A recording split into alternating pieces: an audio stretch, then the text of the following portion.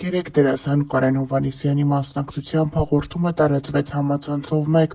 որտեղ վերջինս առաջին անգամ անկեղծ խոստովանում էր իր և Մանե Հակոբյանի հարաբերությունների մասին։ Նա նշում է, որ ինքն ու Մանե Հակոբյանը այլևս ամուսիններ չեն, նրանք ամուսնալուծվել են։ Դերասան Կարեն Հովհաննիսյանի խոսքով այս նոր կարգավիճակը արդեն մեկ ամսվա պատմություն ունի։ Կարեն Հովհաննիսյանը արտասուլիսի ընթացքում նշում է, որ ինքն ու Մանե Հակոբյանը հասկացել են, որ այլևս չեն կարող լինել ամուսիններ և կայացրել են տվյալ որոշումը։ Կարեն Հովհաննիսյանը նշում է, որ քանի որ իրենք ունեն փոքրիկ դուստր, ամեն բան անում են, որպեսզի երեխան չհասկանա ծնողների բաժանումը և չհասկանա ու չգիտակցի ստեղծված իրավիճակը։ Կարեն Հովհաննիսյանը նշում է, որ ամեն բան անում են, որպեսզի երեխան չնկատի երկուսի բացակայությունը, միասին համատեղ չապրելը և այդպես շարունակ բաժանումը փորձում են դեռևս փոքրիկից թաքցնել։ Համացանցում մեկնաբանություններ են գրում շատերն այն մասին, որ այս զույգը այդպես էլ ի սկզբանե միմյանց ներդաշնակ չի եղել, նրանք միմյանց անհամապատասխան են եղել։ Շատերն էլ նշում են, որ տարիքային տարբերությունը միգուցե իր սև գործն արել է։ Շատ մարդիկ էլ նշում են, որ Մանե Հակոբյանի նոր աշխատանքը «Գոյամարտ» հեռուստասերիալում նկարահանվելը միգուցե իր ազդեցությունն է ունեցել դերասան ամուսինների բաժանության մեջ։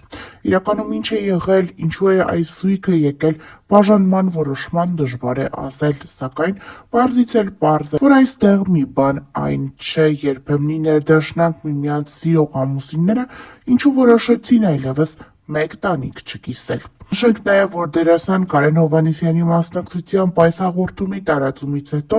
Մանե Հակոբյանը շարունակում է ինստագրամյան հարթակում հրապարակումներ անել իր աշխատանքային գործունեությունից և ցույց է տալիս, ասես թե ոչինչ չի եղել և չի անդրադառնում ամուսնու սկանդալային հայտարարությանը։ Դերասան Կարեն Հովհաննիսյանի կինը, դերասանուհի Մանե Հակոբյանը բավականին սիրված է և ակտիվ է հարության շրջանում։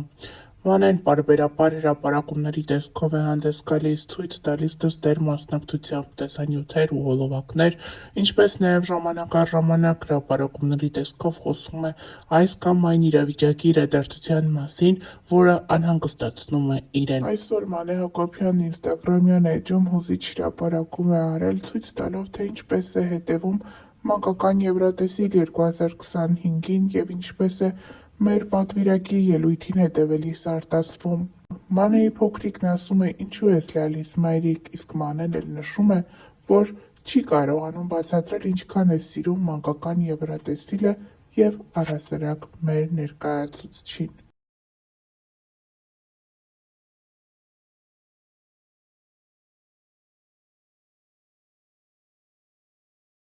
Հավելենք նաև, որ ավելի վաղ տեղեկացրել էինք, դերասանուհին ինստագրամյան էջում հանդես է եկել հրապարակումով, նշելով, որ իրականացրել է երկար տարիների իր երազանքը։ Վերջինս մասնակցել է «Կնոջ կյանքի բարեփոխում» Ֆեմինա հաղորդաշարին և որոշել գնալ փոփոխության։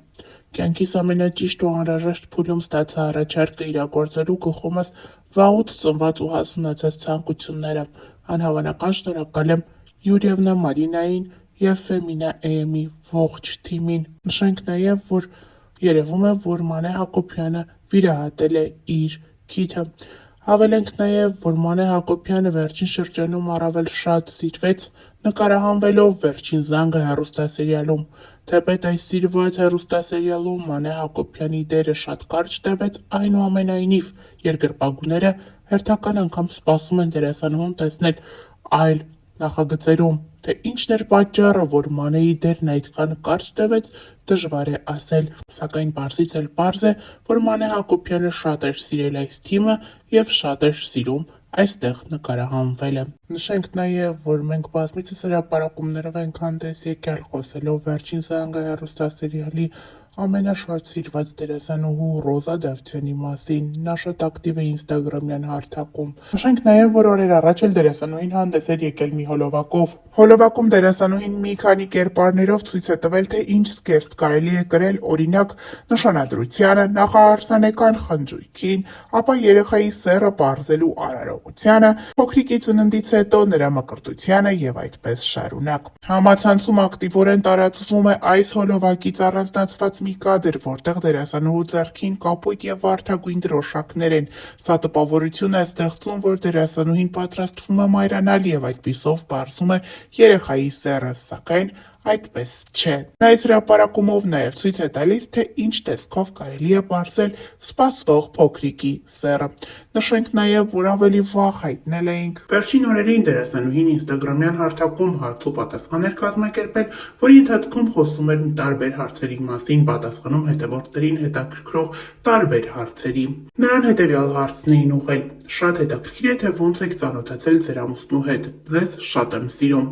Ռոզա Դավթյանը խոստացել է մոտ ժամանակներս տեսանյութով հանդես գալ եւ հենց տեսանյութի միջոցով պատմել իր եւ Գուրգենի ծանոթության մասին։ Նշենք նաև, որ օրեր առաջ էլ Ռոզան եւ Գուրգենը մասնակցում էին հարսանիքի։ Մենք առանձնացրել էինք այս հարսանիքից մի քանի կադրեր, որտեղ երևում էր, թե որքան գեղեցիկ տեսքով է դերասանուհին մասնակցել իր ընկերուհիներից մեկի հարսանիքին։ Ընկերուհի, ում հետ տարիներ առաջ Ռոզան սկսել էր համագործակցել, իսկ համագործակցությունը վերածվել է ընկերության։ Դերասանուհին գեղեցիկ յուրօրինակ տեսքով էր ներկայացել, կրել էր սև զգեստ եւ մի լավ ուրախացել երեկոյի ընթացքում։ Ներկայացնում ենք մի քանի կադրեր։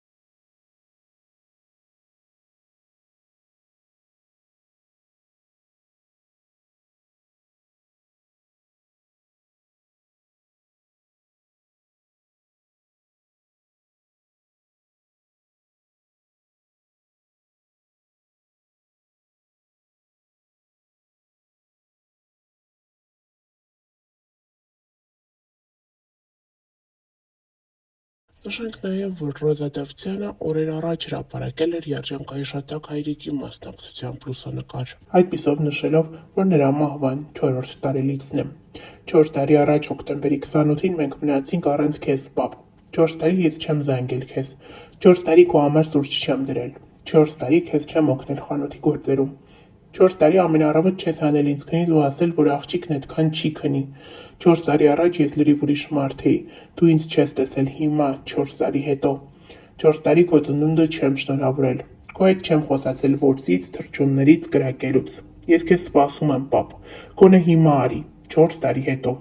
4 տարի ու ցավը այն է, որ դեռ մի ամբողջ հավերժություն մենք չենք հանդիպելու։ Իմ ապրվելիք ոչ մի օրում ես քեզ էլ չեմ տեսնելու։ Երբեք։ Հավելենք նաև, որ Ռոզա Դավթյանի մասին մենք հաճախ ենք հրապարակումներով հանդես գալիս։ Երիտասարդ դերասանուհի Ռոզա Դավթյանը հայտնի դարձավ Կույր աշխարհ հեռուստասերիալից։ Այդ օրից ի վեր վերջինս սիրված է հանրության կողմից, նրա յուրաքանչյուր հրապարակում, անձնական կյանքում տեղի ունեցող ցանկացած իրադարձություն Հետաքրքրում է հետևորդներին և նրա երկրպագուներին։